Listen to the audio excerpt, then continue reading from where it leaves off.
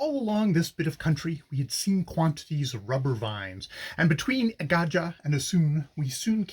came across quantities of rubber being collected.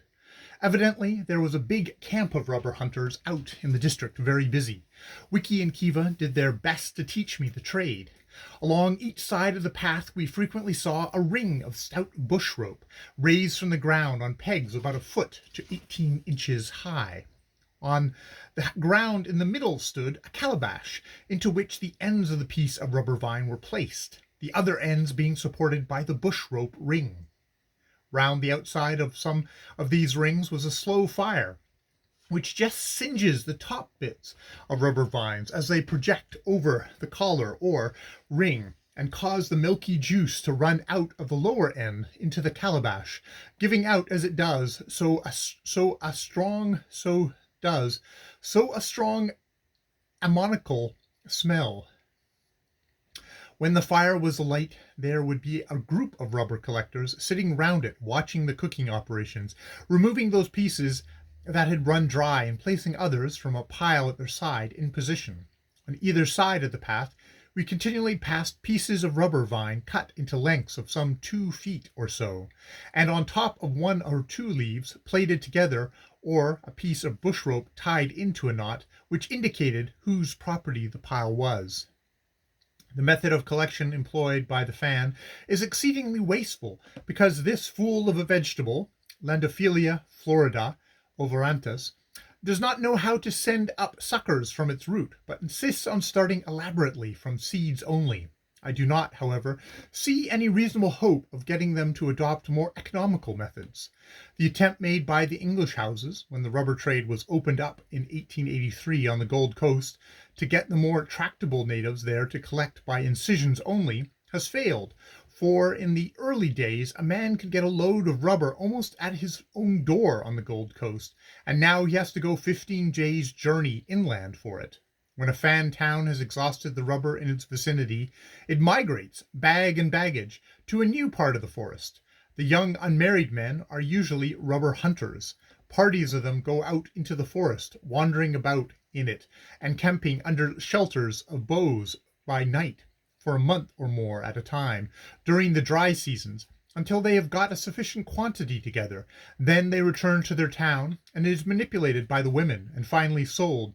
either to the white trader, in districts where he is within reach, or to the Mpongwe trader, who travels round buying it and the collected ivory and ebony,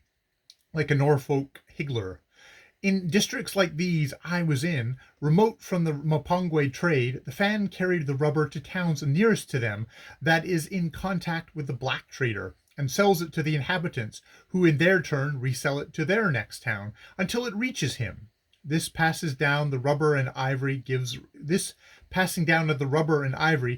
rise between the various towns to a series of commercial complications, which rank with women palaver for the production of rows,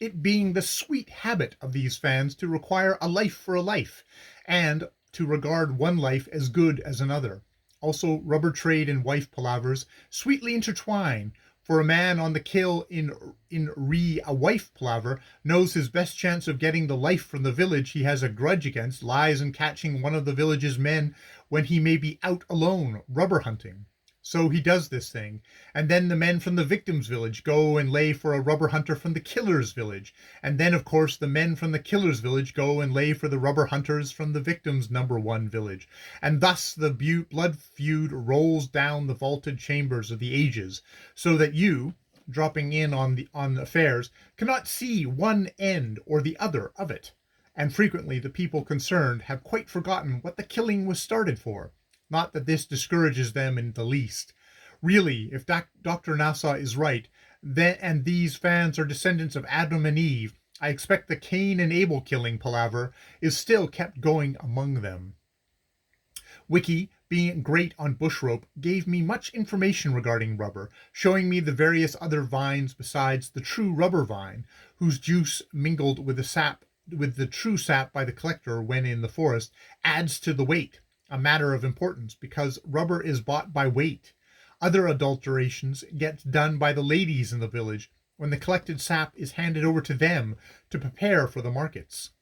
This preparation consists of boiling it in water slightly and adding a little salt, which causes the gummy part to separate and go to the bottom of the pot, where it looks like a thick cream. The water is carefully poured off this deposit, which is then taken out and molded, usually in the hands, but I have seen it run into molds and made of small calabashes with a stick or a piece of iron passing through, so that when the rubber is set, it can be withdrawn.